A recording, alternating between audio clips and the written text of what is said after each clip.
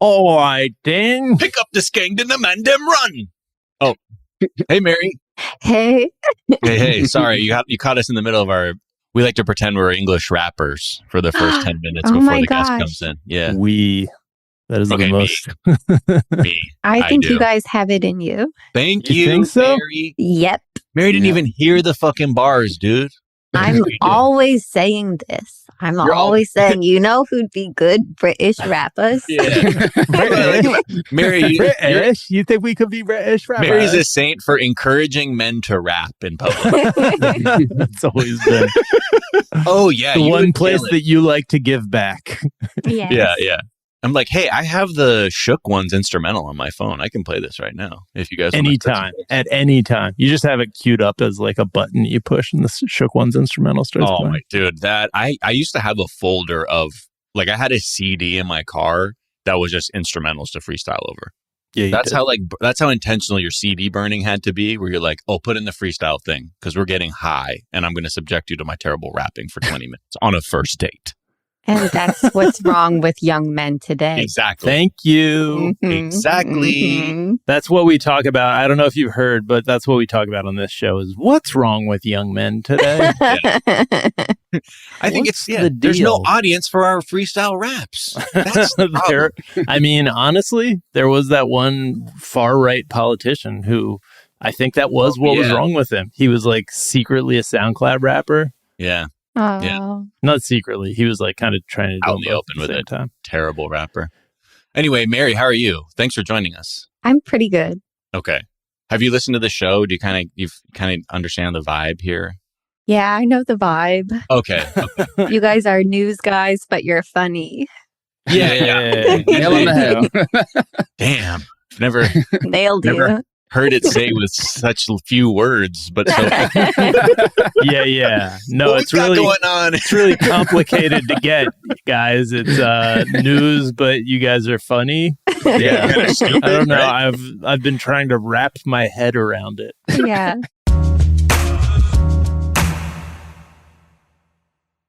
This is an iHeart podcast. I'm Jorge Ramos. And I'm Paula Ramos.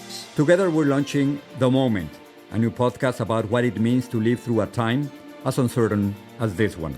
We sit down with politicians, artists, and activists to bring you depth and analysis from a unique Latino perspective. The Moment is a space for the conversations we've been having as father and daughter for years.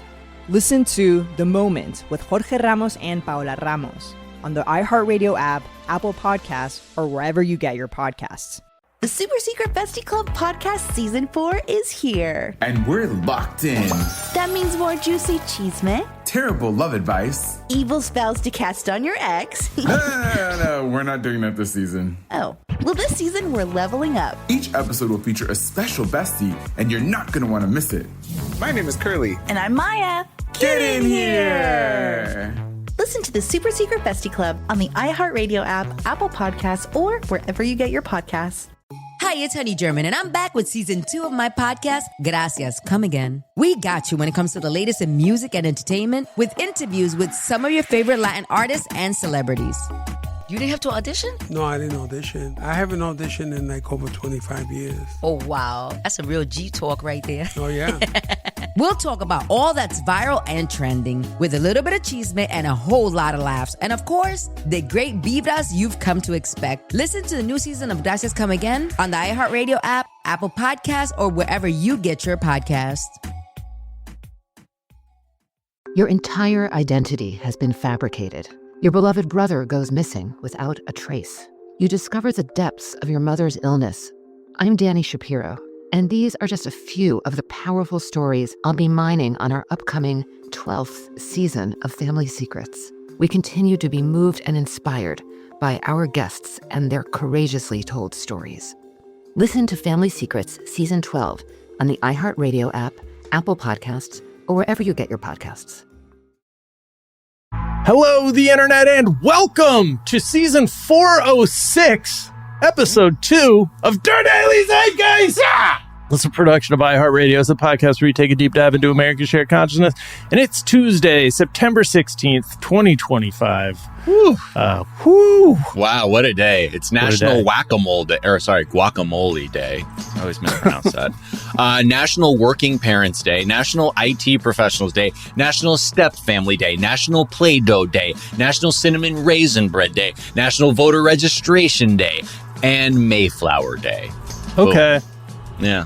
The flower, or is there a thing called a Mayflower, or is it? I only think about that as the ship that my ancestors came over on. Yeah, just looking for a new place to goof around, and it worked out. I don't know. I just know April showers bring Mayflowers. That's the only thing. That's right. And I'm a botanist, so I know. I didn't even realize that the Pilgrims had bars like that. This is also a National Hungover from Celebrating Prince Harry's Birthday Day. You know what I'm saying? No, I'm not. Nope. I'm sorry. I can't. I just can't. I can't drink for his birthday anymore. Not like I used to. Happy belated to you and to the Duke of Sussex. The Duke of Sussex. Yes. My name is Jack O'Brien, aka Potatoes O'Brien, and I'm thrilled to be joined as always by my co-host, Mr. Miles Gray! Oh, Miles Gray, a.k.a. Shitty jeans are on my body. Ooh. I fridge them up to tip off mustard stains. But the stink will never wane. All right, shout out Mr. Fist for that one. We were talking about people just putting their jeans in the freezer when they have fancy jeans. Just can't get behind that because what do you do about the stink and stuff? Just not how that works. Chip the actual stains off once just they get a chisel. Yeah, like you're carving marble. That's right. Miles, we're thrilled to be joined in our third seat by a very funny comedian and writer who's written for outlets such as a local publication, The New Yorker. That I think I've heard of that one. Oh, I've heard of that one. I can't even get through them every week. The cadence of them are too many. I have to pretend I know what's in them. Cover to cover. Yeah. Every single week. I get it all. Wrote and starred in the fictional soap opera Enchanted Pumice for Chris Gethard Presents, animated music videos for Z-Way. Just like all around talent, I think is what we have on our hands here. Twitch Please streamer. welcome to the show, Mary Houlihan! Mary! Hey guys, what's up? Oh, what's up, Mary? What's good? I'm so exhausted from celebrating Prince Harry all yesterday. What'd you do to celebrate? I drank a whole keg. A whole keg? Right to the dome?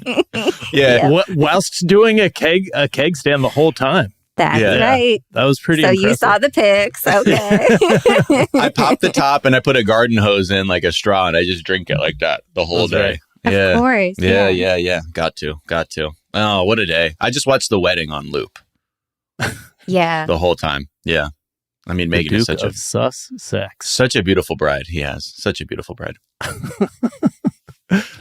Brings a tear to also shares a birthday with one Miles Gray, but we're not going to get into that. Don't need to get into that. Born the exact Mary, same day. We're thrilled to have you here. We're going to get to know you a little bit better in a moment. First, we're going to tell the listeners a couple of things we're talking about. We're going to talk about how those ice raids, the tip of the spear in terms of weaponizing, maybe the tip of the spear. Mathematically nebulous. Has no tip in weaponizing white supremacy in the United States. Apparently not great for investment, we're finding out. So we'll talk about that. We'll talk about Brian Kilmeade, who straight up had to apologize for suggesting the government should murder unhoused people. And then, he was just like, okay, sorry, I guess, and got away with it. Yeah. Meanwhile, people who did not pay their proper respects for Charlie Kirk are getting fired around the country. So we'll talk about that. We'll talk about Governor Kathy Hochul, who has endorsed Zohran Mamdani. It has proven that it is possible for a centrist establishment Democrat to endorse Zohran Mamdani for mayor of New York City. I wonder what's going on. So we'll talk about that and all of that, plenty more. But first, Mary, we do like to ask our guests, what is something from your search history that's revealing about who you are? Okay, I took a couple things. Ready? Yes. Okay. I Ain't Mad at Ya sample. Because I was listening to A Dream by DeBarge, and I wanted to know what song I was listening to. Mm. Next. And you're talking about the Tupac? I Ain't Mad at You? Yeah. Okay. Wow. Okay. So next. A Dream by DeBarge is the I Ain't Mad at You sample. Yes. Yeah. Okay. Okay. Next up to bat. That's it, right? Just fuck. We're going to get a takedown notice because I nailed that so hard that it sounds exactly like that piano. Too on tune. Okay. Birthday to friend glitter gif. Okay. So Birthday to if, friend if glitter it's gif. your friend's birthday. And Boeing assassination. Because I was like, wait, whatever happened with that? Right. Oh, with like one of the Boeing people, like wasn't it a whistleblower who like was killed himself in his truck or something? Or was that was it that it was one? a whistleblower, and they had been harassing him for like over a year, and then he finally killed himself. Which I'm no lawyer, but sounds like they're at fault. Not a lawyer, but might want to look into that on some level. Yeah. And has there been any development? Because I remember didn't the guy who died's lawyer say something in the aftermath, being like, he was being harassed for a long time. Yeah. And then and now the story's gone now. Wasn't he at a trial where he was like about to testify, or am I making that up? I get most of my news from the Hindustan Times, so I don't know if that's a little sensational, that outlet. Yeah, I remember that seeming fishy, and just the vision of the scene from Michael Clayton where they like bust into that guy's house who's like been deemed problematically bad for the future profitability of the corporation, and just like very quickly inject him between the toes with something that's going to kill him, and then just sort of quietly leave. And they're like so workmanlike about it. I don't know why it made me think about that. Yeah. I don't know what it was. In the days before his death, John Barnett had been giving evidence in a whistleblower lawsuit against the company. Yeah. Seems normal. Seems very normal. Massive company that's also involved with making war machines too. Just nothing to see here, babe. Nothing to see here. God. Yeah, it was funny. Recently I flew like on an airline that didn't have Boeing airplanes, and I was like, oh, this is a good one.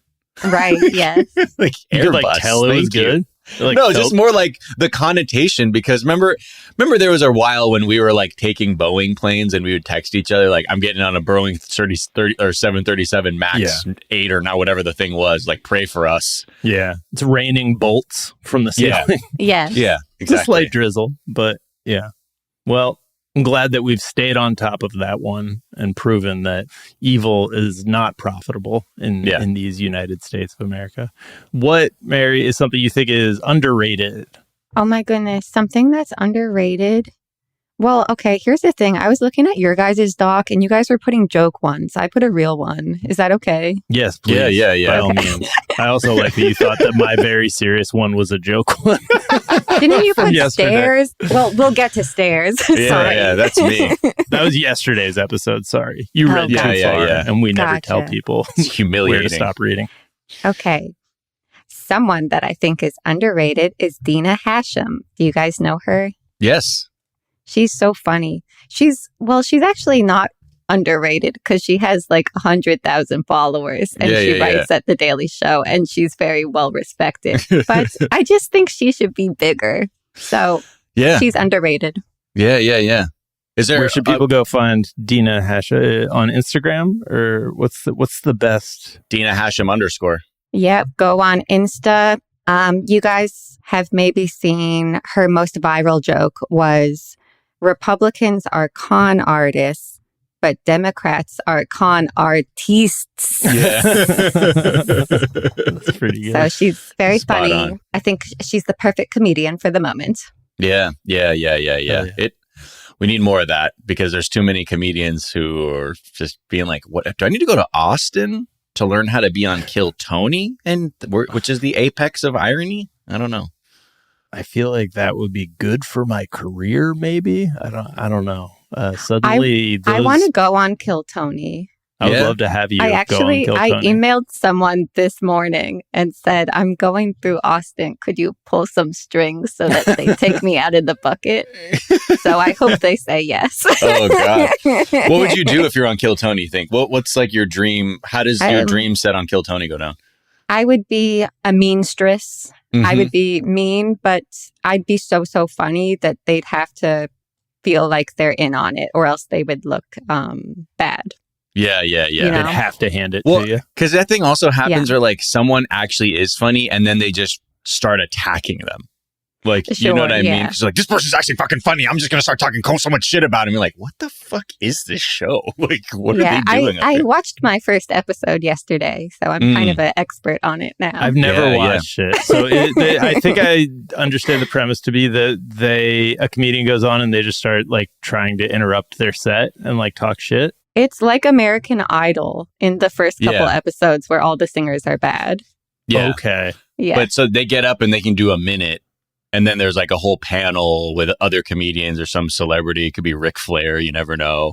And then they're like, oh, that fucking sucked, dude. You should fucking end your life after this. It's just like, it's always just shit like that. And then they basically can roast the other person. But it's just like so fucking mean-spirited. You're like, this isn't helpful to anyone. And it's not like real, the comedians who go up are just like more open micers, or are they like real comedians who are... Well, I guess it's a mix, but it's a lot of open micers and people who... I should say established, their loved ones real. should not let them perform in front of an audience that size. Yeah. Sure. Yeah. That's where we're at. And they're doing it nonetheless. And and then we're all laughing at them. And that's what's funny about it. I mean, but you could get on SNL like Cam Patterson did, you know? Yes, the dream. The dream. the Kill Tony to SNL pipeline. Oh, now it used to be UCB to SNL. And now it's Kill Tony to SNL. So yes, now all the NYU grads are trying to get on Kill Tony. The Tisch Mafia, the Tisch School Mafia is now like, we got to move to fucking Austin. And his role on it was just somebody who sat there and made fun of people trying to be comedians. Yeah, because he's like the roast guy, you know, he sees himself as that. But in like recent years, like his ability to do that's become less and less. Like, you're like, this guy just like sucks and just says like wacky shit. So it's like the episode I saw, he was really, really mean to the people. And Shane Gillis and Matt McCusker, they were the guests. And it was like every single person... Tony would be like, you should kill yourself. And then Shane Gillis would be like, actually, I think you did kind of good up there. and like, it's sort of an angel devil situation where Shane Gillis is the angel. Bizarre world. Yep. Yeah. It's the best that we can hope for. Shane Gillis at this moment. And has anybody ever gone on and just like been awesome?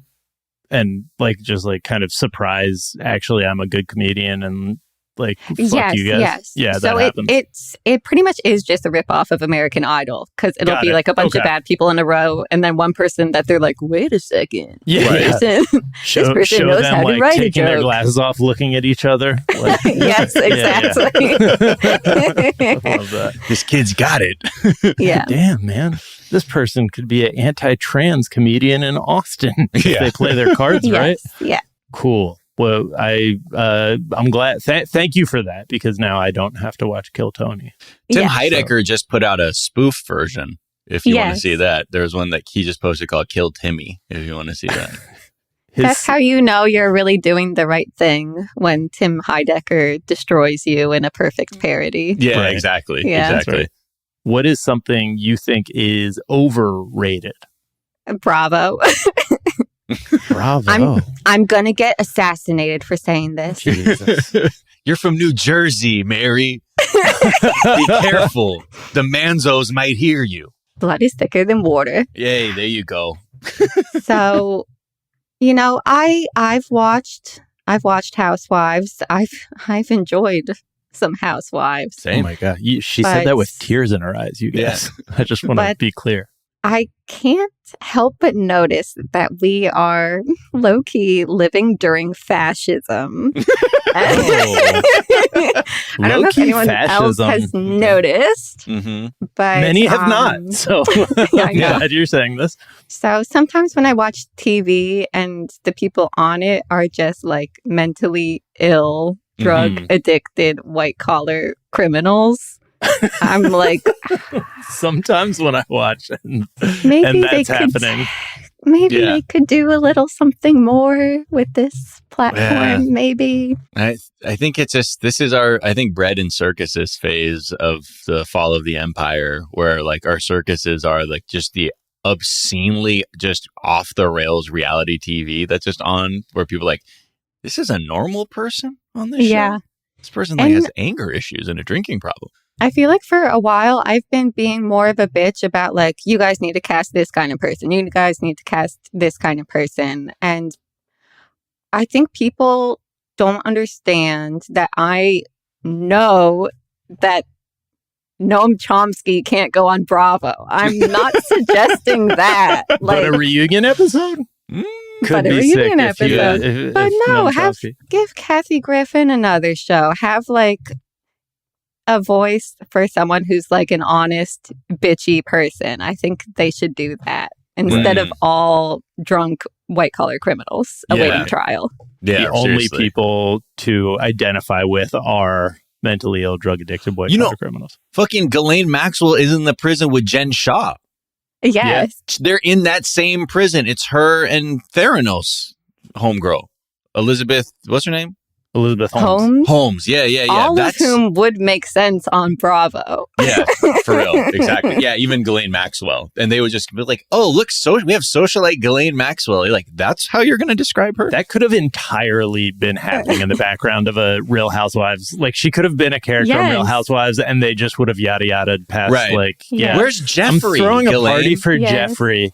He's in the lower third, Ghislaine, socialite. Socialite. Friend Socialite. of financier. Yeah. Yes, exactly. Oh, Jeffrey, her boyfriend, he's so wealthy. Everyone exactly. They want to know his secret. They have such a weird on-again, off-again relationship. The tension is so thick. He cheats on her all the time. Right. I've heard. Yeah. It's like, and that's just happening in the background. Yeah. So I don't mind if they keep the shows like that, but I think they should add like a Kathy Griffin show, or I mean those the I've Had It ladies. I believe they originated from Bravo. Wait, who are the I've Had It ladies? Oh, you know them. You just don't know that that's their name. It's those two blonde ladies who are like leftists and they look like Republicans. And yes. Yes. And they love Hassan Piker. Yeah, Jennifer Welch and Angie Pumps Sullivan. Yes, Pumps. Pumps. What a great nickname. Yes. Oh, they're killing it right now, aren't they? I feel like that show, they're doing fucking numbers. I feel like that. Come on, Andy. Like this is who you need to be going after. They originated on Bravo. They're telling it like it is. Mm-hmm. Why not? Give me one good reason why not. I guess now it's like they have more of the power, right? It's like, why would they want a cable show where they're probably like making less than what they would make on YouTube or Patreon or whatever they're using? Exactly. Sure. That's fair.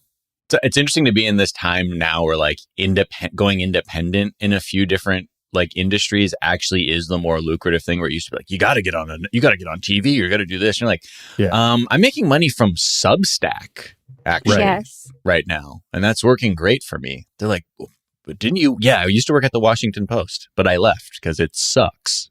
Don't you want to make less money and not be able to say the truth? Yeah. Exactly. Have your articles whittled down to nothing by a room full of editors who are here to just absolutely obfuscate. Yeah.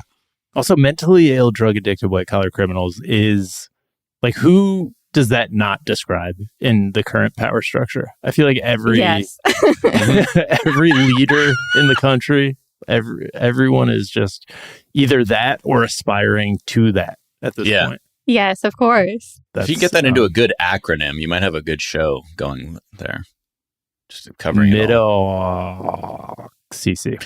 Yeah. Well, we'll try it. Yeah. It was I mean, it wasn't bad. I wouldn't Started say it off was promising. a good. Yeah. Fuck. This is going to take up the whole episode. It'll take a second. Yeah. Let's not waste Mary's time trying to workshop this one. Yeah, stop wasting my time. Yeah. She keeps looking at her watch. Windac? Windac. Yeah. That's good. That's catchy. Yeah. All right, good. We're back. Except Mary- it doesn't. It's actually completely out of it because the white is now at the beginning in front of ill. White, ill, mentally drug addicted, collar criminals. Oh, no. You can't just move the words around, it turns out. Yeah, and you no, as a writer understand that, Mary. Of course. yeah. Yes. This is where we need help. What's it like writing for The New Yorker? Pretty cool? It's such a dream. That's so cool. prestigious and awesome. Yeah. No. What the And fuck? You probably I'm so understand all the impressed. comics and shit too, right? Absolutely. I understand all of them and I laugh out loud. Over coffee. Or actually over wine with your fellow intellectual elites. At the salon, if you will. Yes. My children will just walk up to me with a copy of The New Yorker and make me explain one of the comics to them. And I'll always do it, even if I don't fully understand what they were going for. But yeah. Humiliating explaining a comic to a child that you don't even understand. Yeah. I would love to see that bit of improv. The dog is clearly it represents, what was it in his mouth? Democracy. So this dog's just hungry, man. It's like, give a dog a bone, I think is what they're trying to say, kids. I like to end conversations with my kids by saying, "Am I right, brother?" up top, and then make them give me a high five. Yeah. And they don't love it. And they always say you're high-fiving too hard. Let's take a quick break, and we'll be right back.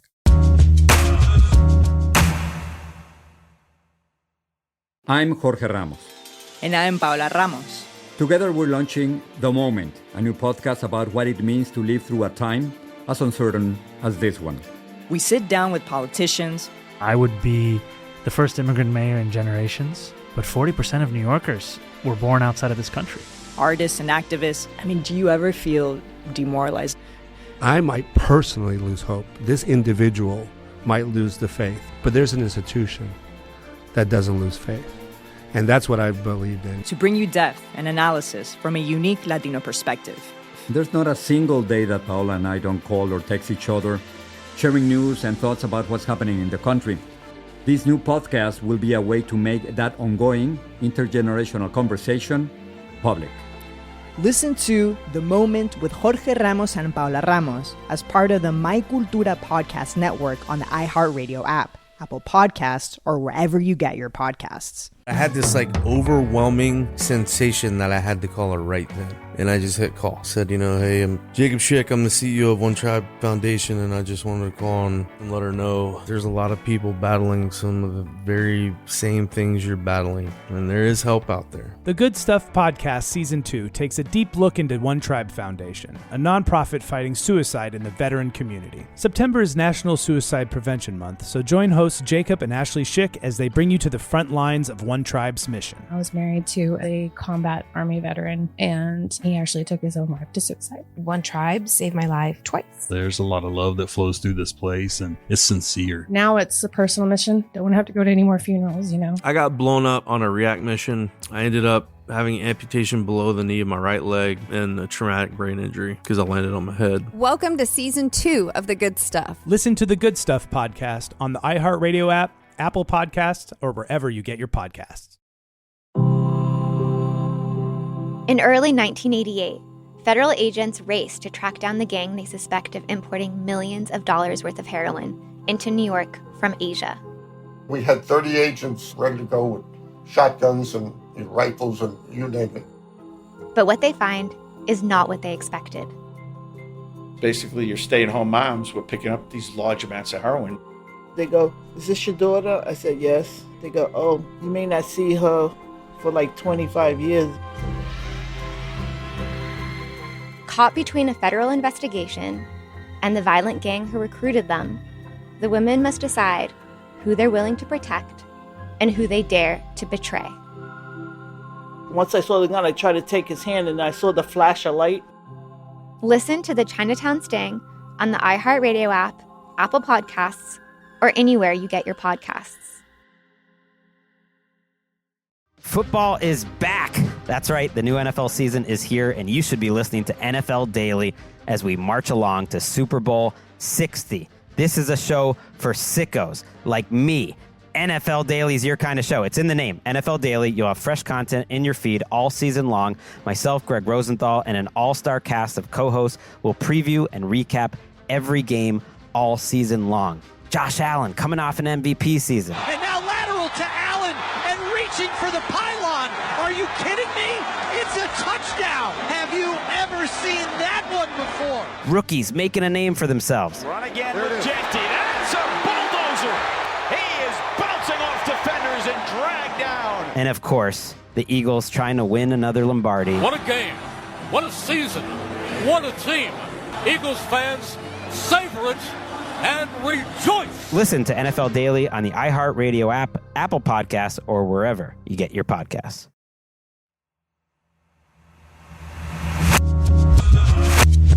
And we're back. And we're back. Mm-hmm. And a couple weeks ago, ICE raided a Hyundai plant in Georgia.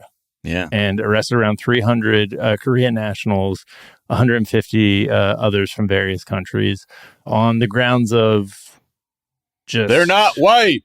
Not white. And they're Right. working.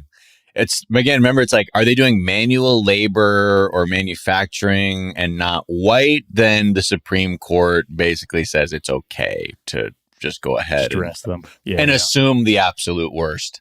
And yeah, I think it's just this story is just kind of interesting because we've seen constantly how disruptive and illegal these ICE raids are, especially, and like, you know, there at the beginning, there was a outcry from like the hospitality and like farming industries that were like, this is not, this is actually our workforce that you're targeting, and this is not good for our business. That's its whole other issue going there. But in this one, Trump, like, again, put out this like statement, which feels like for a moment he realized, oh, I'm fucking the money up. But I don't even know if that means there's functionally going to change the policies, which I doubt it will. But it was interesting just to see him for a moment have to post about it, because once he, like, those detained South Korean workers, he offered them, like, he's just like, hey, if you want to stay in the U.S. while you train your American For a counterparts, month. Like, we won't temporarily. We won't totally violate you. Then they were none of them wanted anything to do with it, and they went back to South Korea. Why? So what the fuck's their problem? Yeah, I think one of the stupidest things of it is like the lady that called it in. Isn't she running for office? Yeah, she dropped a and dime it's on the like, plant.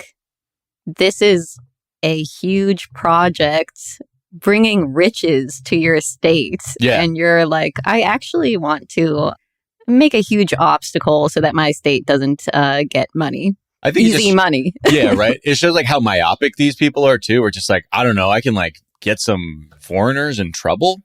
I'm doing that. And then you're like, wait, that's like one of the biggest investments that Hyundai has in the United States is in this plant in Savannah, Georgia. Huh. And I wonder if that's probably why, only because now this is something disrupting foreign investment in a red state, that Trump is like lightly tap dancing, because this is what he posted on Truth. Quote, when foreign companies who are building extremely complex products, machines, and various other things come into the United States with massive investments, I want them to bring their people of expertise for a period of time to teach and train our people. If we didn't do this, all of that massive investment will never come in the first place. And then he went on to say that he didn't want to, quote, frighten off or disincentivize investment into America by outside countries or companies. And then ended the tweet or post with, quote, we welcome them. We welcome their employees. And we are willing to proudly say we will learn from them and even do better at them in their own game in the distant future. A little late, bitch. Like, why would any company come here now when they could just go to Mexico or anywhere else? Anywhere else. Yeah, truly. Like, and do even better than them at their own, quote, game sometime into the not too distant future. What? Their own game? Their own game? Just veiled racism where it's like, we'll do technology like the Asians do. Right. That's even at their own tech game. And it's like, what are you even saying? You know, they invent all the cool stuff over there. I don't know what it is about the food or what. But he goes, like, this whole thing is just wild to even say we welcome them. In this era of unhinged xenophobia. Yes. That the president is like, we welcome them and their employees, and we're even willing to bow prostrate to them and say, we shall learn from you, superior knowledge base. And then who knows what'll happen. But it is wild. Like, this was always a very logical outcome. You know, when you indiscriminately arrest people for not being white. Yeah. You apprehend people that are here legally and are contributing to the economy. And somehow this only connected once it ended up, again, hitting a red state. And the president of South Korea was like, this is, quote, he called it, quote, bewildering, given like the agreements that the two countries are trying to hash out with tariffs and manufacturing and all this other shit. And now the South Korean government is actually doing their own investigation into this to see if anyone's human rights were violated in the process. Oh, my God. You might not like what you find because human rights are merely a suggestion in 2025 America, I'd say. It really reads like a combination of like a statement by him and then also like writing the teacher's message on the board of like, I must not, you know, like if we don't like do Bart this, Simpson. all of that massive investment will never come in the first, like it's like a yes. thing that If I do not grovel, farmed out Yeah. or was like told like he had to put in there. And so he Yeah. just like wrote his own shit around it. Like, okay, I'll play your game, China. They were from South Korea, is sir. quote unquote bad. I get Right. it. Yeah. Well, it is. I mean, that's what's kind of struck me because he doesn't give a fuck. No. Ever. But it's only with money, right? Like I remember even with when the hospitality and agricultural industries, like when the raids first started, were like, hey, what the fuck? He was like, we're going to have to do something. Like, because clearly he heard enough from enough donors or whoever, people that he felt somewhat beholden to at least make a statement that alluded to maybe he'd do anything. Spoiler alert, he didn't. But like that that's where like the pressure is, because also the deputy secretary of state had to like apologize to their South Korean counterpart like profusely and was like, this was a most regrettable mistake that had occurred. And I was like, oh, this is it's like you're speaking Asian. This feels like an Asian apology. Sure. Most regrettable is, to me, that sounds like something like I've seen this happen in Japan and other countries where like a CEO has to go and do a public apology. It's like it's always most regrettable. Mm-hmm. But will that change policy? I don't know. I mean, didn't he have that tweet or whatever fucking Truth Social thing where after, you know, the threat of indiscriminate deportation made it hard to get people to work in the fields, or like I think it was actually at hotels maybe that he then like issued a statement being like, we're not trying to do that, but then it didn't change any of their policies. It was just like, you know, we're going to arrest people if they look like they might be from another country, whether or not they are here illegally or not. We're just arresting everybody. Therefore, it completely disincentivizes people from ever working any job that he claims to be aware that he wants them to work, but nothing about what they do matters. It's just, I think it's like noteworthy when he does anything that like seems like a politician who's like speaking out of both sides of his mouth, because he usually just like says the racist thing like out of the one side of his mouth, the non-droopy one. And he, like in this case, is like seem like they've convinced him to say something that suggests he understands the situation, and that's like noteworthy, but I don't know that it actually matters. Or it's maybe still the Weekend at Bernie's theory where it's like, he's not making decisions anymore. Somebody else is posting this. I think he's going Biden mode for sure. Yeah. Oh, yeah. The new goblin mode is Biden mode. I'm going Biden mode. Just relax into your senility, you know, and someone else will handle it. But the scary thing is now it's Stephen Miller who is the one who, like, while the teacher is out sick, gets to dictate a lot of the policies. And especially right now with his like revenge streak he's on with the Charlie Kirk shit. It's not very comforting. Not good would be my summary of the day for you've had the same one year for running. Yeah. It's not good, guys. It's not great. That's why people tune into the show. Stuff like that.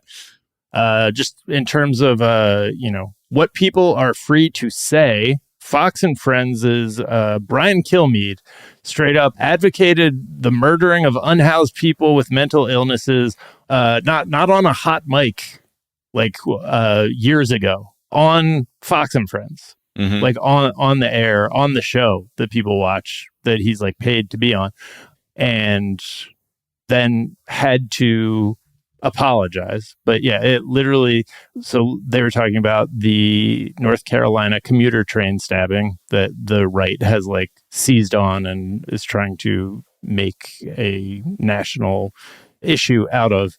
And Lawrence Jones said that unhoused people with mental illness should either accept the publicly funded programs to help in their situation or be jailed. And Kilmeade chimed in with that they be given, quote, involuntary lethal injection or something, just kill them.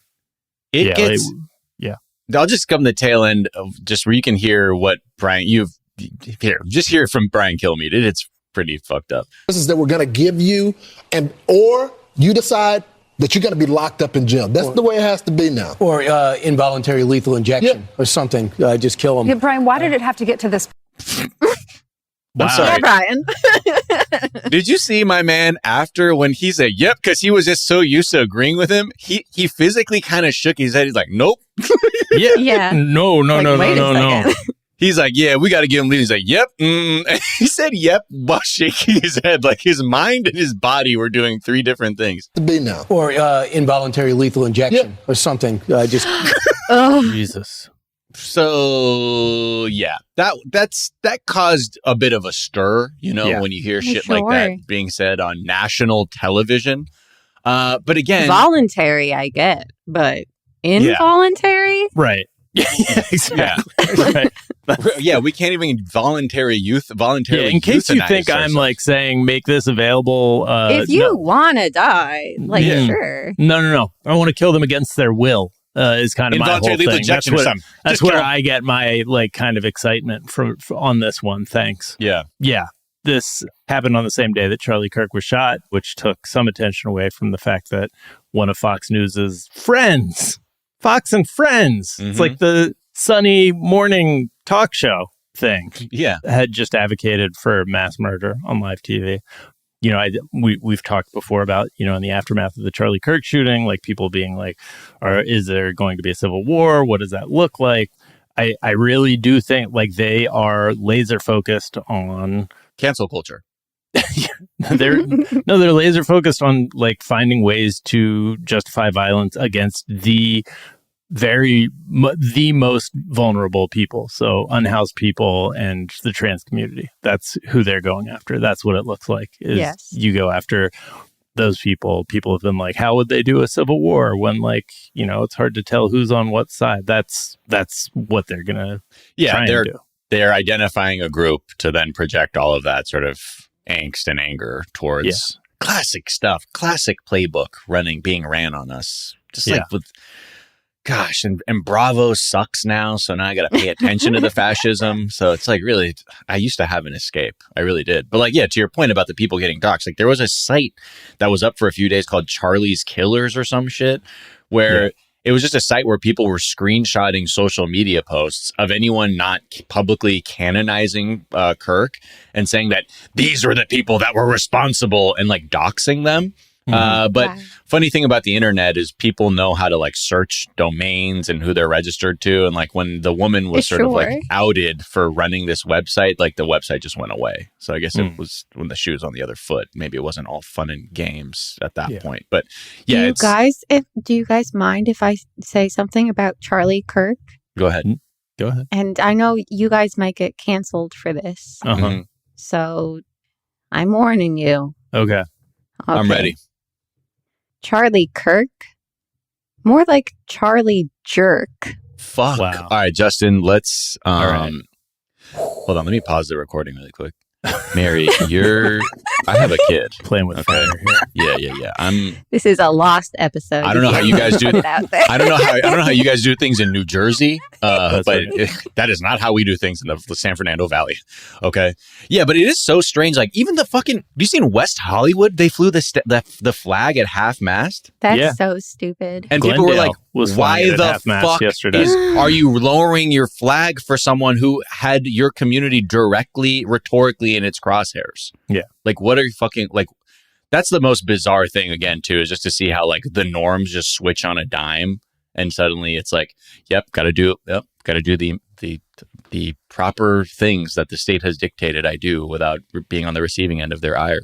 Yeah. And so Kilmeade then came out and said, I wrongly said they should get lethal injection. I apologize for that extremely callous remark. I whoopsied and said they should get lethal injection. Truly like a description of I apologize. I accidentally said they should get lethal injections is like how a child, like a 4-year-old would describe that. But yeah. And then that was good enough to save his job, it seems like. Energetically, this again, it's just so funny because all these people just respond to as money. Clearly, the people at Fox heard about ad money dwindling, and they're like, "You need to fucking say something," because this is the only time we will apologize or act like any kind of mistake was made when there's capital on the line. But here's Brian Kilmeade's quote-unquote apology. In the morning, we were discussing the murder of Irina Zaruska in Charlotte, North Carolina, and how to stop these kinds of attacks by homeless, mentally ill assailants, including institutionalizing or jailing such people so they cannot attack again. Now, during that discussion, I wrongly said they should get lethal injections. I apologize for that extremely callous remark. I'm obviously aware that not all mentally ill homeless people act as the perpetrator did in North Carolina, and that so many homeless people deserve our empathy and compassion. Wow, he almost got hung up reading that off the teleprompter.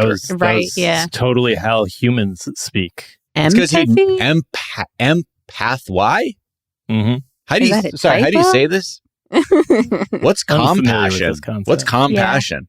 Like a computer? Like you're passionate with a computer? This like whole thing about homeless people in the past bunch of years is like really strange to me. I really don't understand it. You know, I don't have the stats in front of me, but it frankly does not seem like there's more random violence.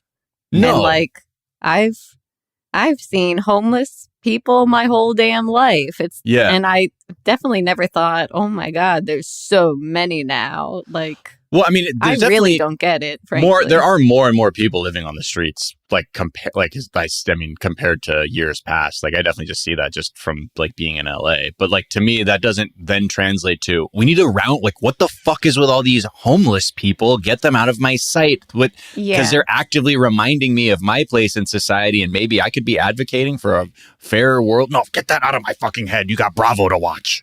Get fucking home. You know what I mean? Yeah. I also kind of like low key, that ends up being like a litmus test when people start saying shit about like unhoused people, like all fucking like they're not human. I'm like, oh, this person's fucking cooked mentally. Like when you can't demonstrate just the most basic bit of compassion for another person, because like you actually don't have the faculties to put yourself in that place. Like what would have to go wrong for me to have absolutely no support and have to, unfortunately, live on the street or in my car when people like can't do that sort of like empathy work and like sort of put themselves there. Yeah. Like there are a few people like, you know, like people I grew up with like say shit like that. I'm like, oh my God, I'm not going to get into a fucking 3-hour debate with this person because I don't have time to educate them. I'm just going to be like, yep, all right, they're cooked. Sorry. Yeah.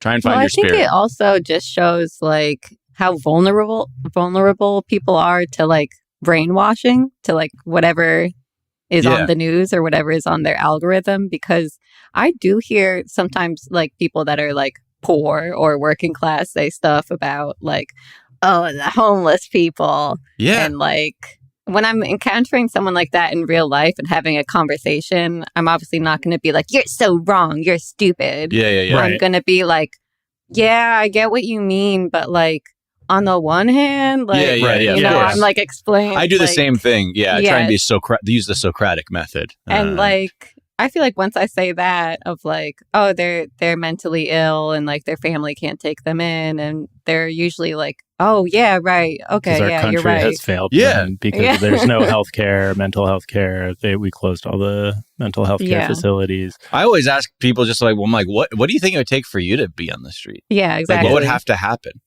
A bad month, really. Right. Yeah, truly. Yeah. I think that's the thing that people don't, and I think that's what's really fucked up about that sort of portrayal of unhoused people and how that's contextualized. It's never in the context of like, we're all hanging by a fucking thread because this place is, if you are not working, you are deemed fucking expendable, basically, societally. And that's a huge fucking red flag as a society, that people are expendable merely because like they need help. Oh God. Yeah. We're not doing that. And like, yeah, with Fox News people, I always just am like, okay, so they're always saying like they hate the city, but they all live in New York City. They all live in Manhattan. Yeah. And like, but also like all of their viewers like live out in the suburbs and don't even really have homeless people around. Like, why are you so angry about this thing you don't even see and you don't even know if it's real? Yeah. Well, they're just saying it and you're like, that pisses me off. Yeah. It's like, oh, because I've been indoctrinated into believing I'm against the urban areas. Yes, But because I'm not experiencing them, I need a propagandist to articulate the reasons why I need to be upset about it and why they are actually terrible. It's because it smells like weed and there's poop on the floor in the cities. And it's like, come into the city. Come see Betty Boop on Broadway. You'll have fun. Come see Mrs. Doubtfire on Broadway. I hear it's fantastic. Come on. Death Becomes Her. We just start listing Broadway shows. Yeah. It's just an You guys gotta see Broadway. You haven't seen Broadway? Yeah, some Fox News person. They're just a changed. Fox News person walking down the street with like the lights of Broadway and like the playbills going by their head in like double exposure, like a Simpsons movie where they like go to the city. Yeah, there's this quote that Philip Proudfoot on Twitter posted from Ernest Hemingway. Someone said, but are there not many fascists in your country? And he responded, there are many who do not know they are fascists, but will find out when the time comes.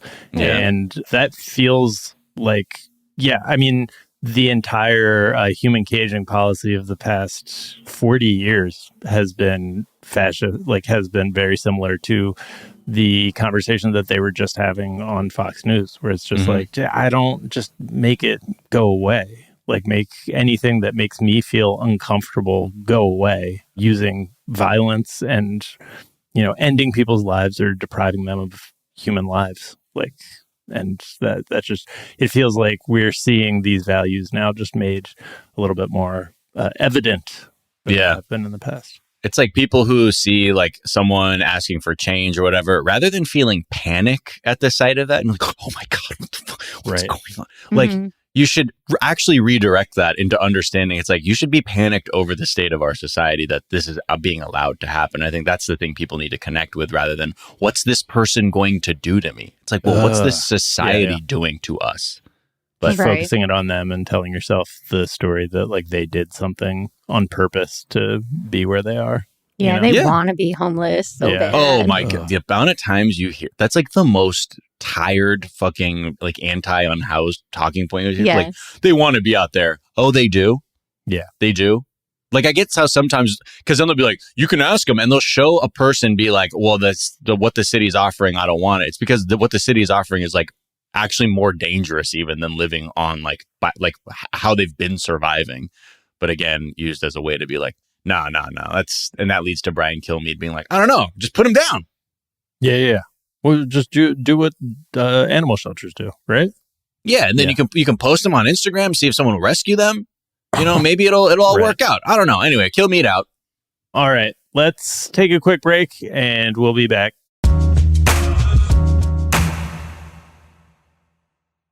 I'm Jorge Ramos. And I'm Paula Ramos. Together we're launching The Moment, a new podcast about what it means to live through a time as uncertain as this one. We sit down with politicians. I would be the first immigrant mayor in generations, but 40% of New Yorkers were born outside of this country. Artists and activists. Do you ever feel demoralized? I might personally lose hope. This individual might lose the faith, but there's an institution that doesn't lose faith. And that's what I've believed in. To bring you depth and analysis from a unique Latino perspective. There's not a single day that Paola and I don't call or text each other, sharing news and thoughts about what's happening in the country. This new podcast will be a way to make that ongoing intergenerational conversation public. Listen to The Moment with Jorge Ramos and Paola Ramos as part of the My Cultura podcast network on the iHeartRadio app, Apple Podcasts, or wherever you get your podcasts. Football is back. That's right. The new NFL season is here, and you should be listening to NFL Daily as we march along to Super Bowl 60. This is a show for sickos like me. NFL Daily is your kind of show. It's in the name, NFL Daily. You'll have fresh content in your feed all season long. Myself, Greg Rosenthal, and an all-star cast of co-hosts will preview and recap every game all season long. Josh Allen coming off an MVP season. And now lateral to Allen and reaching for the pylon. Are you kidding me?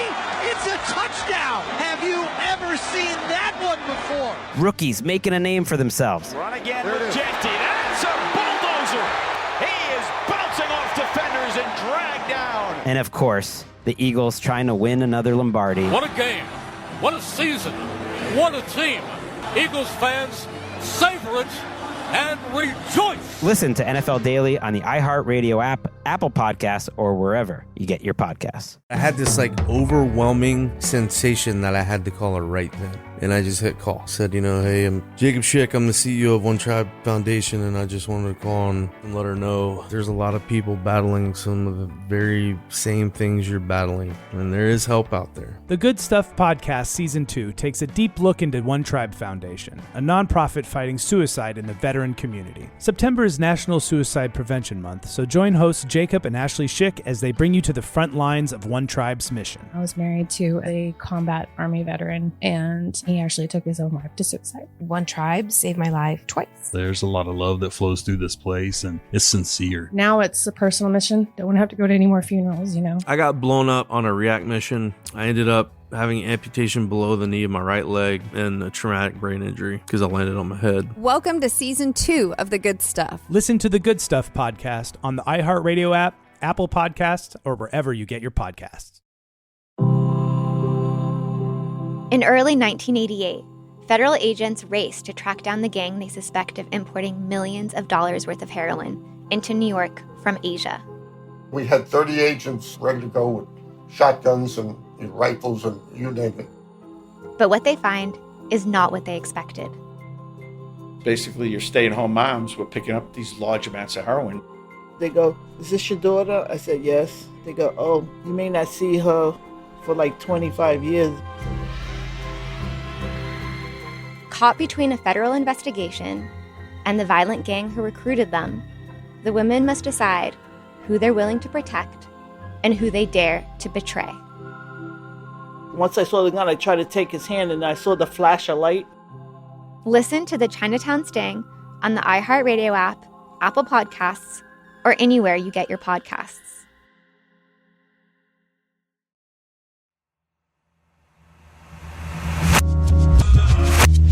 And we're back. We're back. And Governor Kathy Hochul, I'm told, pronounced like yokel. Not like polycule. Not like polycule. No, which like is just, slack-jawed yokel. Yes. Yes. Polycule. Polycule. I think is how I mispronounced it. Anyways, she has broken new ground for centrist establishment Democrats, proving that they are capable of endorsing Zohran Mamdani.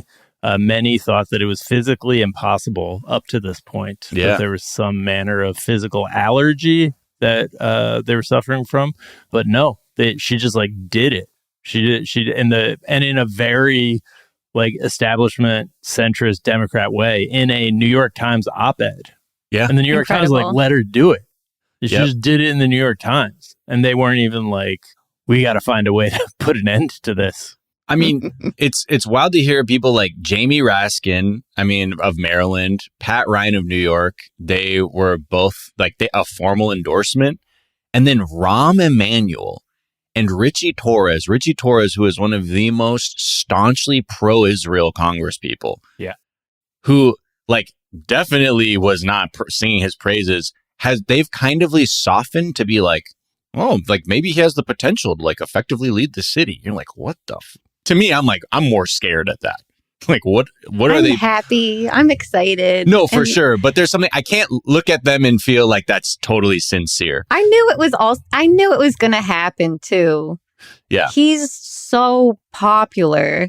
And like at the end of the day, every other Democrat needs to get reelected. By association. So what are they going to do? Just ignore this hugely popular person that everyone likes? Most Jewish people voted for? That like... Yeah. It does feel like they've managed to do that with like the Sanders, Bernie Sanders. I mean, they kind of like brought Bernie Sanders in a little bit, but for the most part, yeah, I guess you're right. They have like kind of moved in that direction. Running for mayor of New York City, I could see how they would be more cowardly when it comes to someone running for president. Right. But it's like everyone in New York likes this guy. You look stupid if you don't endorse him. Right. Like also in a town too, where like with New Yorkers, like if you're doing like the one thing everyone like, it's clear this guy is liked by the city, and if you're suddenly not doing that, like what the fuck is wrong with you, bro? Right. Like this guy is doing great. Trump, it was quote shocked by this endorsement by Hochul, and then I think was like threatening to like withhold federal from like whatever fucking dumb move he's trying to do.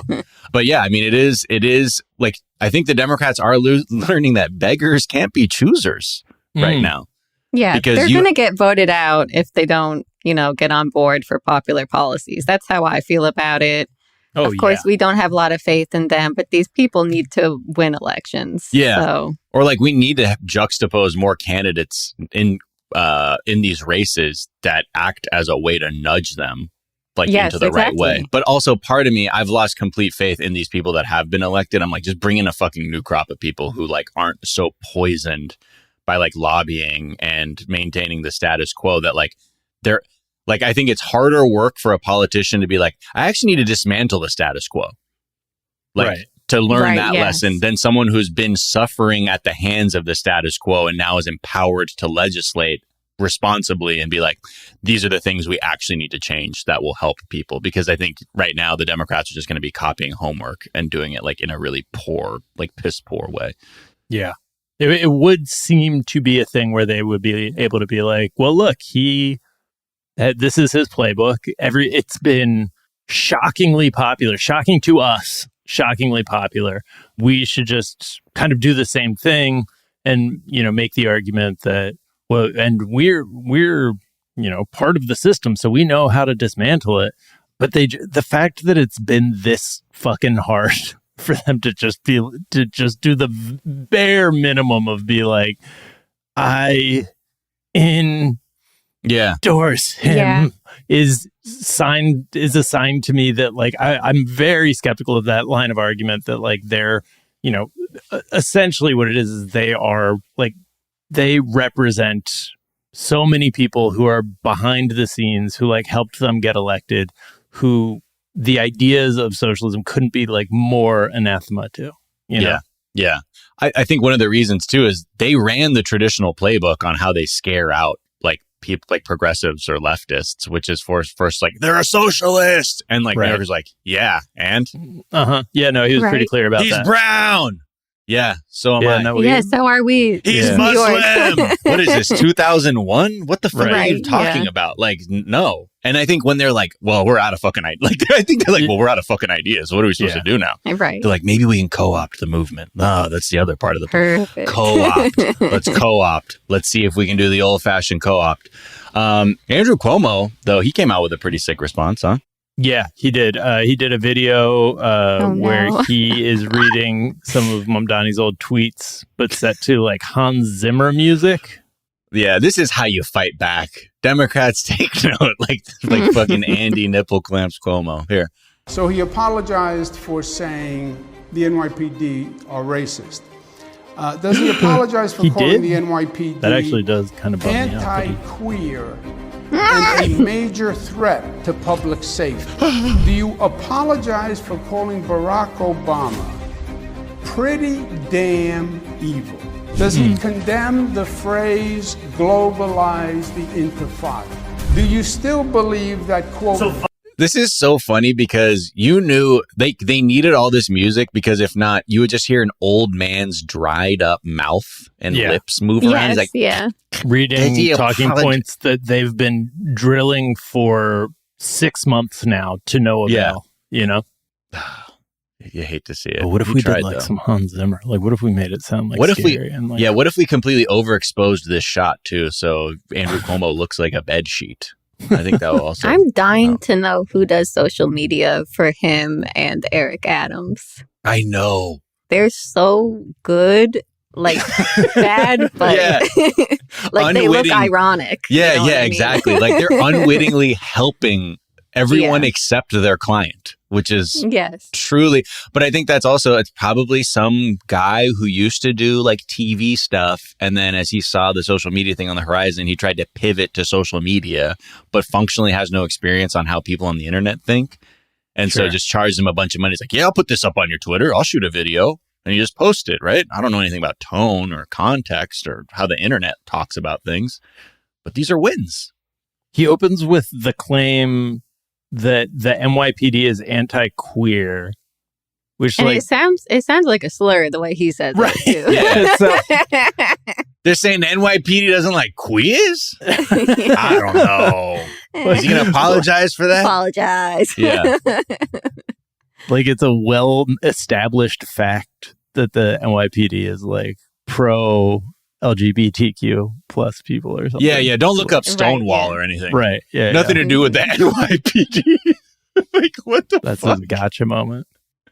I mean, it just shows, too, like how he also is a Cuomo's appeal is to the status quo, which is, are you pro-police? That's why he did the are you going to apologize to the police?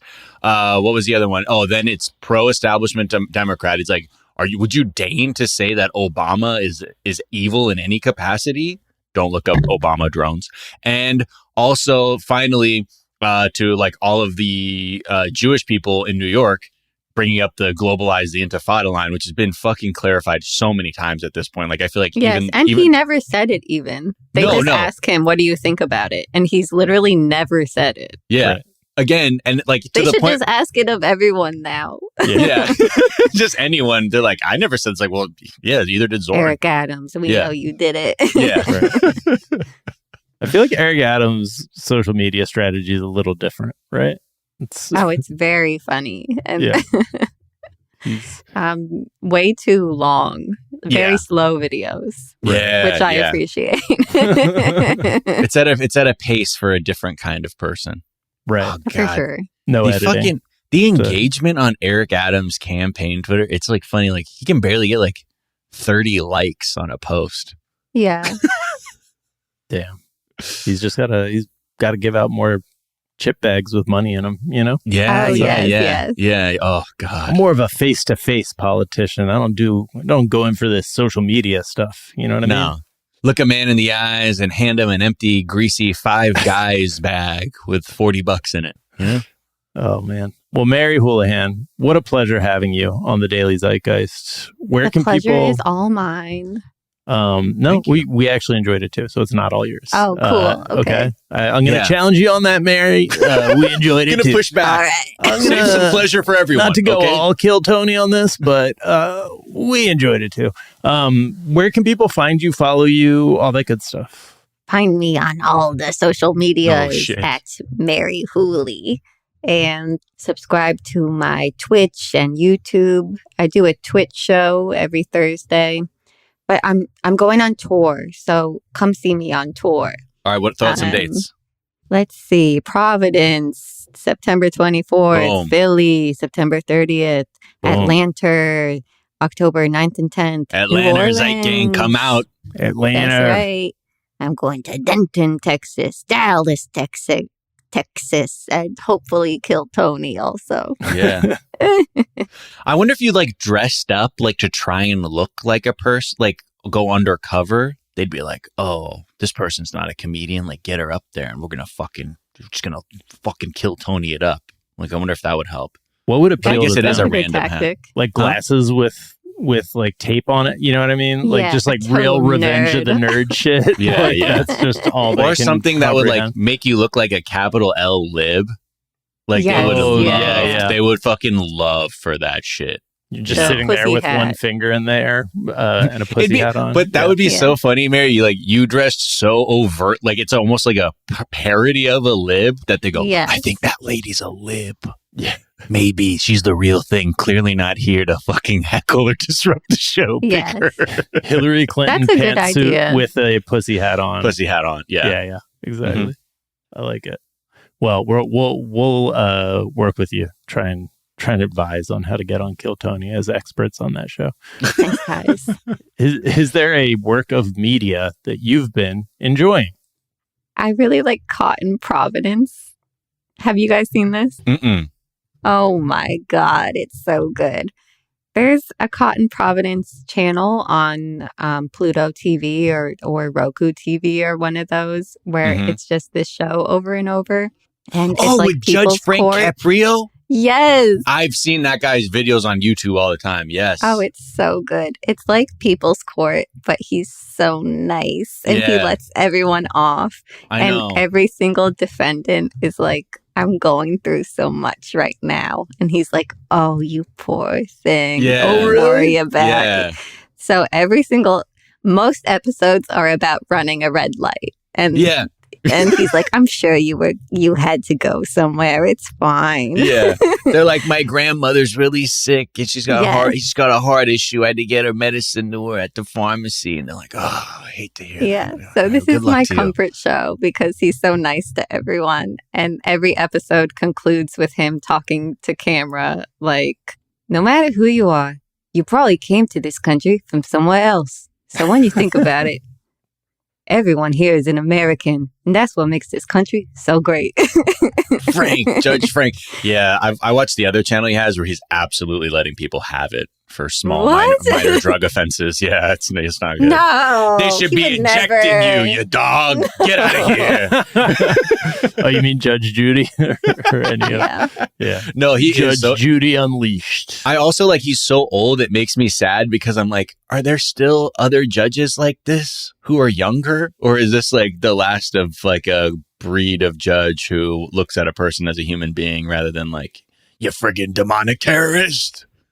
I think there's a lot of young people like that, but I think usually they get exhausted and switch to something else. Yeah, that ends up being the case.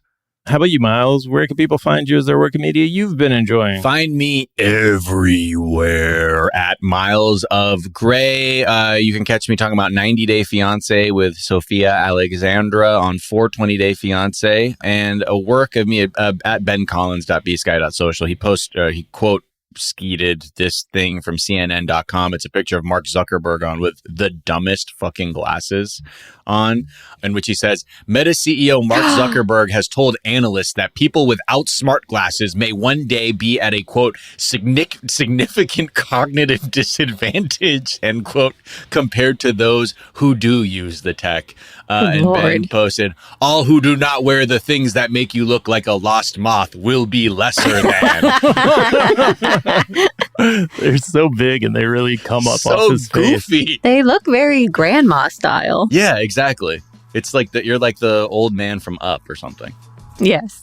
You can find me on Twitter at Jack_O'Brien, Blue Sky at JackOB1.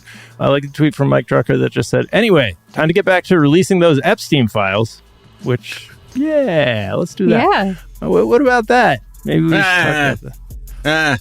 Huh? Maybe not. Yeah, that's pretty soon. I feel like someone's going to say that at the White House, like Caroline Leavitt. They're like, what about the Epstein file? No. You can find us on Twitter and Blue Sky at Daily Zeitgeist. We're at The Daily Zeitgeist on Instagram. You can go to the description of this episode wherever you're listening to it. And there at the bottom of the description, you will find the footnotes, which is where we link off to the information that we talked about in today's episode. We also link off to a song that we think you might enjoy. Miles, is there a song that you think the people might enjoy? Yeah, this is El Michaels Affair. Great band. We've gone out on a few of their tracks before. Like maybe one of the last times was like they were doing doing full-on band instrumentals of like Wu-Tang, like the Cream sort of beat, but just playing it as like a band with real life instruments. They got another track out that came out recently that's great. It's called Magica, Magica, with this Brazilian artist named Roger, and it's really, really dope. So check out Magica by El Michaels Affair and Roger. And we will link off to that in the footnotes. The Daily Zeitgeist is a production of iHeartRadio. For more podcasts from iHeartRadio, visit the iHeartRadio app, Apple Podcast, or wherever you listen to your favorite shows. That's going to do it for us this morning. We're back this afternoon to tell you what is trending, and we'll talk to y'all then. Bye. Bye. Bye. The Daily Zeitgeist is executive produced by Catherine Long. Co-produced by Bei Wang. Co-produced by Victor Wright. Co-written by J.M. McNabb. Edited and engineered by Justin Connor. I'm Jorge Ramos. And I'm Paula Ramos. Together we're launching The Moment, a new podcast about what it means to live through a time as uncertain as this one. We sit down with politicians, artists, and activists to bring you depth and analysis from a unique Latino perspective. The Moment is a space for the conversations we've been having as father and daughter for years. Listen to The Moment with Jorge Ramos and Paula Ramos on the iHeartRadio app, Apple Podcasts, or wherever you get your podcasts.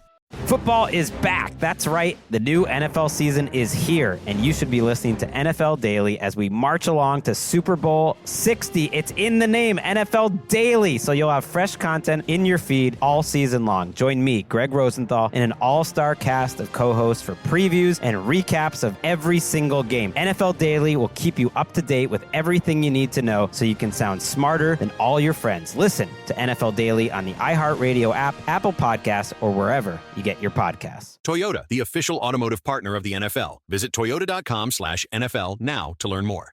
The Super Secret Bestie Club podcast season 4 is here. And we're locked in. That means more juicy chisme, terrible love advice, evil spells to cast on your ex. No, we're not doing that this season. Oh, well, this season we're leveling up. Each episode will feature a special bestie, and you're not going to want to miss it. My name is Curly. And I'm Maya. Get in here! Listen to the Super Secret Bestie Club on the iHeartRadio app, Apple Podcasts, or wherever you get your podcasts. What would you do if one bad decision forced you to choose between a maximum security prison or the most brutal boot camp designed to be hell on earth? Unfortunately for Mark Lombardo, this was the choice he faced. He said, "You are a number, a New York State number, and we own you."